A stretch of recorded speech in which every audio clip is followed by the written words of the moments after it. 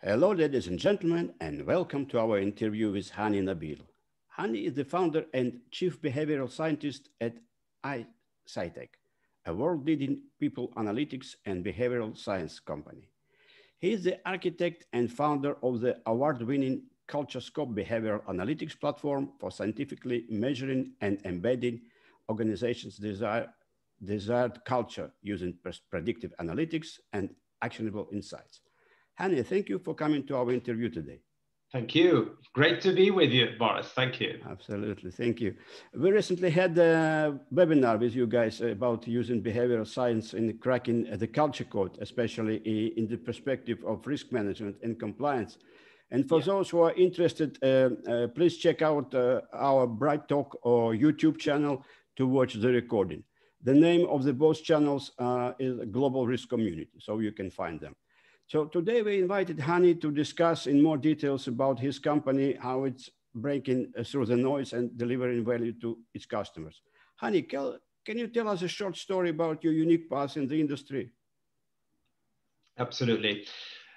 So IPsychTech was born out of research first, which is probably unusual these days, people trying and commercially launch. But we took the time, 7 years all told actually, to do 5 studies, which became one of the largest quantitative behavior diagnostic analytics study ever done in the world. To give you an idea of the dynamics of our research, it was over 51,000 participants across 60 diverse organizations within 61 countries. The whole point of that research is to articulate, can we have a quantitative way of measuring behaviors to understand culture? The reality is that there was no obvious way of doing it. There was no research even around this. The best we could do with culture was use qualitative or lagging indicators. And we all know behaviors are critical in measuring culture, even if we talk about the culture of risk. And the reality is, without the research, we couldn't have had a successful product that really is, as you mentioned at the beginning, scientifically measures behaviors. Just to go a little bit further into detail quickly, we measure behaviors in 2 distinct ways. We measure behaviors for each person on how I behave at work, and a second lens or a probe, if you like, about what do I do, what do I observe around me at work. So we call it, I guess, interestingly, the behaviors of the people and the place. That diagnostic is all collated together using our cloud platform and using a dedicated neural intelligence platform that actually goes from behaviors to outcomes, or the outcomes back to behaviors, to build a predictive picture on what really behaviors may drive the different themes that you're interested in, being risk, thematic view, compliance, innovation, as you know, inclusion, all of what employees do affect all the different themes that you're interested in. The whole point of doing all of that, Boris, is ultimately is building an actionable insight. So what doesn't measure never gets fixed. And that's an important story here. However, if we build actionable insight, being behavior is what you take action on, and building also for our clients a behavior change roadmap. So what behaviors to focus on to drive which outcomes, that really is a game changer. And this is where now we can articulate, if you're interested to talk about risk particularly, what behaviors drive our risk, and if we want to improve our risk, which behaviors we work on second, and what outcomes do we expect back. Mm-hmm. So a significant improvement to, if you like, the ad hoc ways that we used to work in. Mm-hmm. Interesting. So what was the aha moment when you knew you were ready to go full time for this new platform? Well, the platform actually was post-research. So the minute we've had done our 5 studies and we drove both the diagnostic validity, and it had to be a very sophisticated diagnostic. It's an online questionnaire, but obviously like none other. It uses very different techniques. To give you an example, even uses computerized adaptive testing. Very, very different. And when we found out that actually that diagnostic also drives some incredible analytics, very powerful, and through multiple outcomes, doing the predictive analytics to know that actually those behaviors do drive outcomes, we knew we cracked it. And this is when obviously the second stage was about obviously going into the cloud in order to build the application, which we have done so. That took in itself a year, as you might imagine, because going from research to product is a whole different ballgame with functionality. But we constantly improve the product, drive great innovation in the product. We're in version 4 now, in fact, of the product. And working with global organizations. In fact, we kind of started working with global organizations almost day zero. I mean, literally late 2015, we've had some global clients, which was really quite exciting. Okay. So can you explain a major point what IPsychTech offers to the industry, how it differs from other software providers operating in the space, and what are perhaps some examples of your customers' use cases? Yeah. It's a very good question. Why are we different and how are we helping them solve critical issues? You see, to date, a lot of our customers, when they come to us and we talk about culture as it drives maybe risk, innovation, performance, customer centricity, culture is your biggest unique tool that drives your brand, your offering. As you know, it's easy to replicate even offers and so on and services, but really in products, but culture is quite unique. So our customers for years have been trying to see how can we really measure this uniqueness? How can we measure culture? And what a lot of our maybe other software platforms or competitors tend to do to date, which is really about capturing the outcomes of culture. In fact, you could do it as simply as engagement surveys, how employees feel about our business. Are employees likely to stay with us and go? Are our customers love us or not? Are they likely to stay with us or not? Other measures could be literally, particularly in regulated industries. We're talking about incidents, accidents, financial crime, you name it. It comes in all sorts and shapes and forms.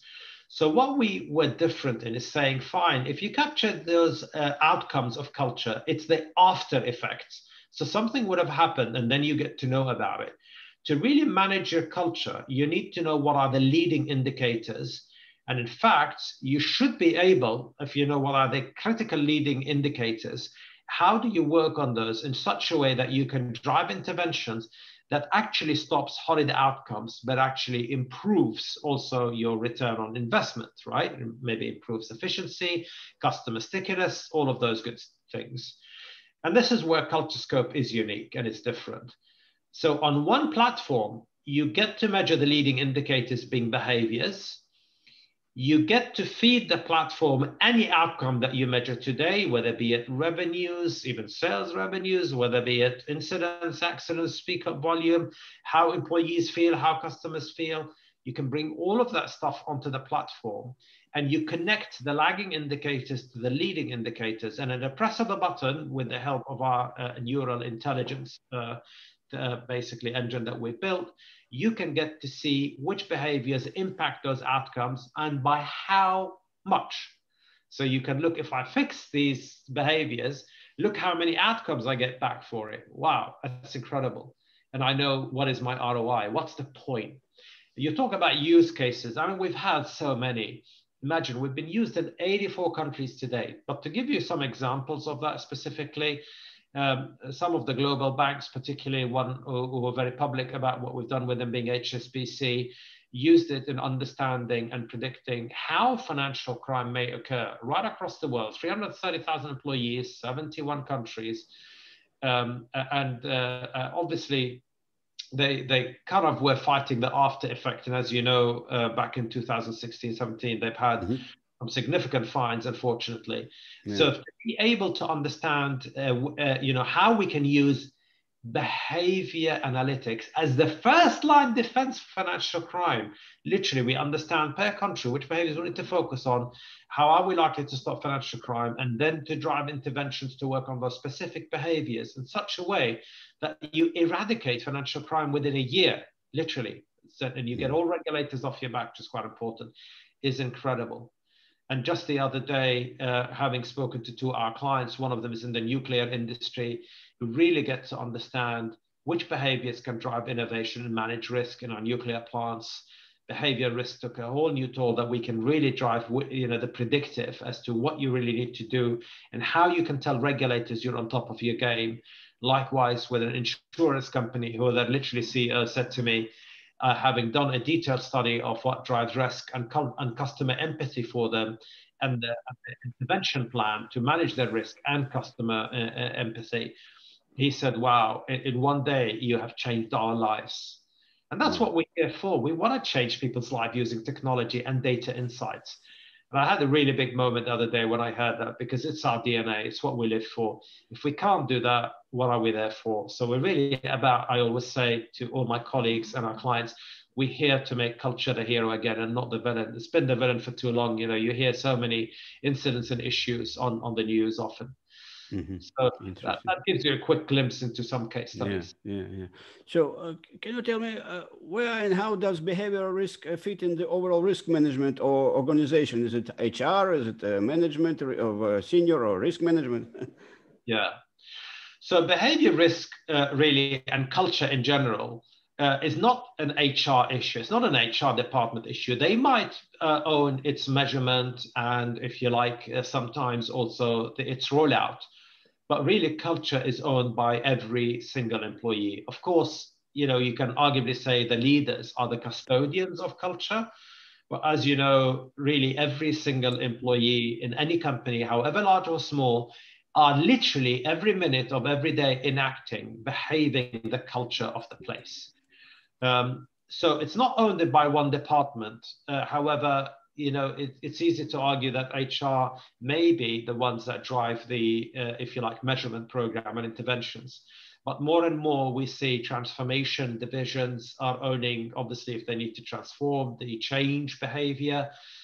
You've got also conduct risk and compliance guys who own the compliance. Even internal audit are interested in what we do, and they benefit from the measurement. So if, let's say, HR is measuring once, you measure the employee, all the behaviors at once, and now you can please all your internal stakeholders. So it's internal stakeholders like compliance, risk, innovation, transformation can plug into that platform and say, fine, here is our thematic view of what we need, i.e. here are our outcomes, whether be it risk outcomes or innovation outcomes or performance outcomes. And can CultureScope answer the difficult questions for us, tell us what behaviors drive the key metrics we're interested in. One other thing which I want to highlight is the whole behavior risk agenda. And let's just bring some clarity onto it. When we talk about generally human performance, let's look at it in that point of view. Really, human performance in general, or human factors, as you may have heard it, can be broadly defined by skill, knowledge, behavior. So if you were particularly interested as a risk manager, you got to ask your question, are my people skilled? Are they knowledgeable? And how are they like to conduct themselves to manage risk? Now, skill and knowledge are the easier ones to train, assess, and develop. Behavior was always the hardest one. So we kind of really plug in and conclude for them what I used to call the blindfold in human factors. Can I give a further example from the industry that I lovingly started with, which is the aviation industry? Think about pilots. They are constantly managing efficiency and managing risk in a flight, right? Pilots, generally speaking, if you rock up to a flight now, you would have a safe assumption, Boris, that these guys out the front are skilled to flying the aircrafts, right? They can, what I call stick and rudder, they know how to fly the thing. They have the knowledge. I mean, it's a pretty clinical environment. All pilots around the world are unanimous, almost a little bit of variation between their skill and knowledge, right? They know what the buttons do. What you don't know as you sit in your seat as a passenger is how are they likely to conduct the flight? That's where behavior comes in. Are they likely to be risky, not risky, fuel efficient, and so on and so forth. So that kind of explains the difference. And that goes to any industry. You always want to, in human factors, if you think about risk, say, are they skilled? Are they knowledgeable? Which is what 9 times out of 10, the training programs, especially where you sat in, Boris, I'm sure you'd agree, we tend to focus on developing skills and knowledge. The hardest one, which we didn't have an answer to today, is behaviors. So you can see why now we are adding another lens. It's like removing the blindfold of what you really didn't know and couldn't assess. And now you can add behavior training even into your agenda. Mm-hmm. So what would you say are the key steps, or what they chief risk officers or maybe executives must do to be able to build an effective risk culture in the organization? Brilliant. Good question. Very good question. Well, I always say, look, there are some really key, easy steps. First of all, when we even approach a client, we talk about define. Define what? Well, do you have a risk framework by behavior you want to actually assess? In fact, do you have key outcome metrics that you need to understand which behaviors, i.e. drive those metrics? So the define stage is critical. Understand the outcomes, understand your framework if you have one. The second point is measurement. What really we didn't have in the world today, and it's critical, this is a big gap, of course, we're plugging in, is actually measurement. So you can deploy a tool to measure the behaviors in quant form. A behavior measure doesn't tell you the behavior at how it's manifest, but it's your first point at understanding are simply the behaviors that I'm interested in are present or absent. There's no right and wrong. Remember, I'm using simple words. Now, if you have a tool, which is what obviously CapScope adds to the world, is an accurate way, a scientific way of measuring the presence or absence of behaviors.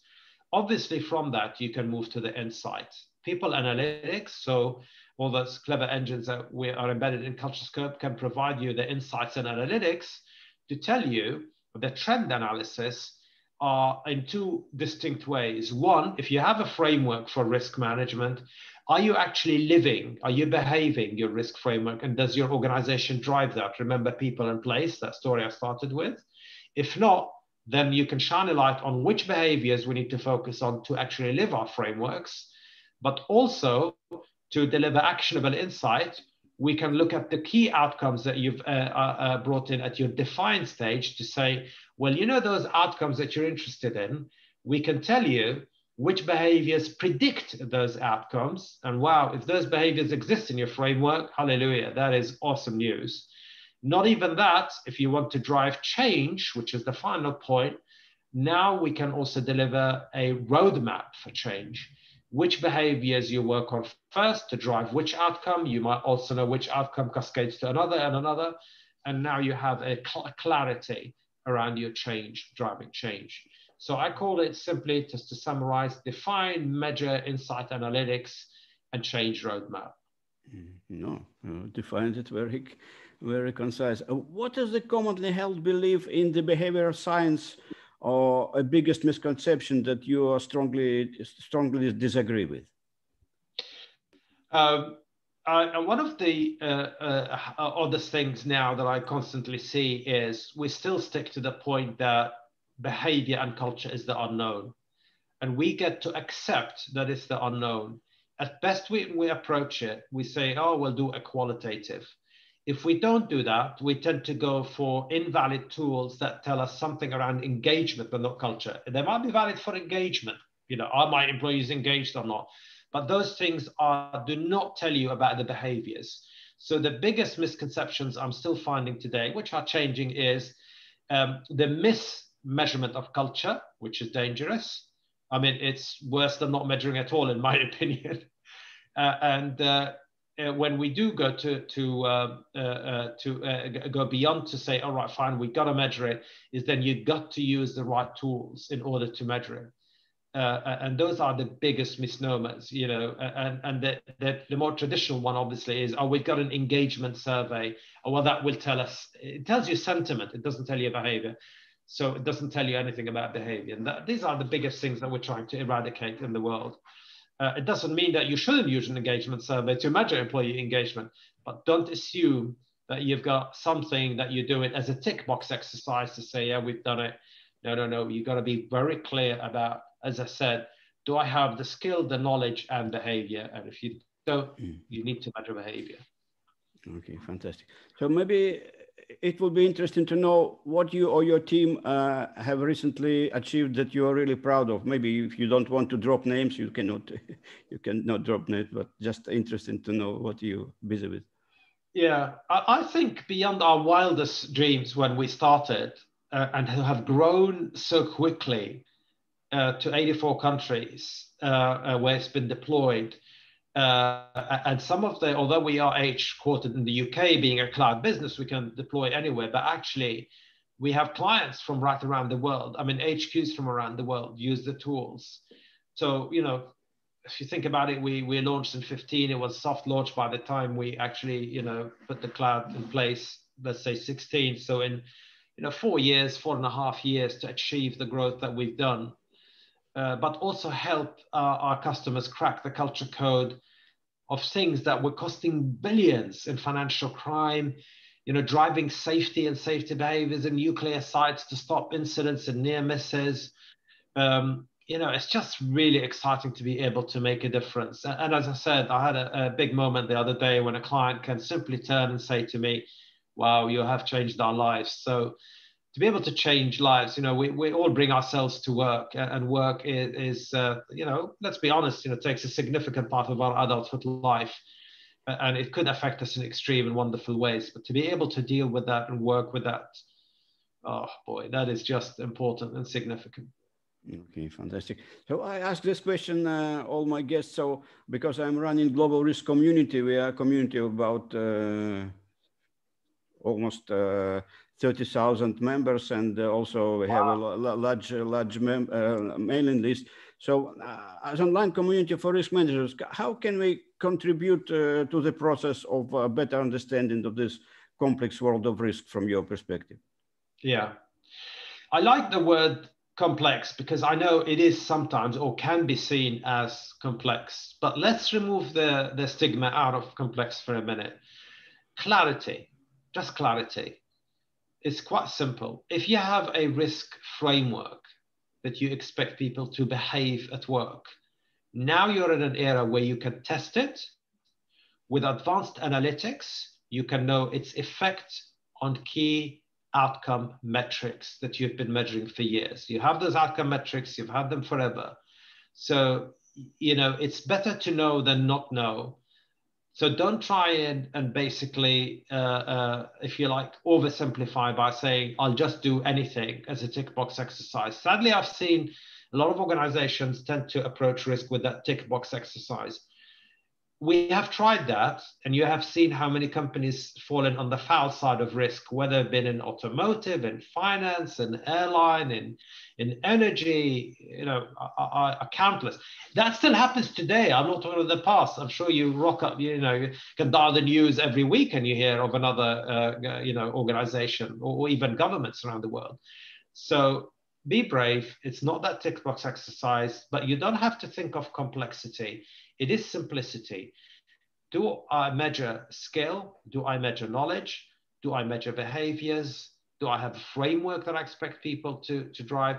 And now I remove the blindfold. I know exactly what goes on through basically leading indicators of risk. If I'm only looking at lagging, I have a problem. If I'm looking at leading and lagging indicators, I've got the full formula.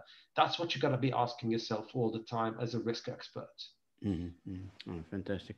So I have all my questions. Maybe if I forgot something that you would like to add to our audience that would be beneficial. Well, let me add one point which goes beyond measurement to interventions and planning for behavior change. You know, I often get asked two things. Why do intervention programs and transformation programs fail?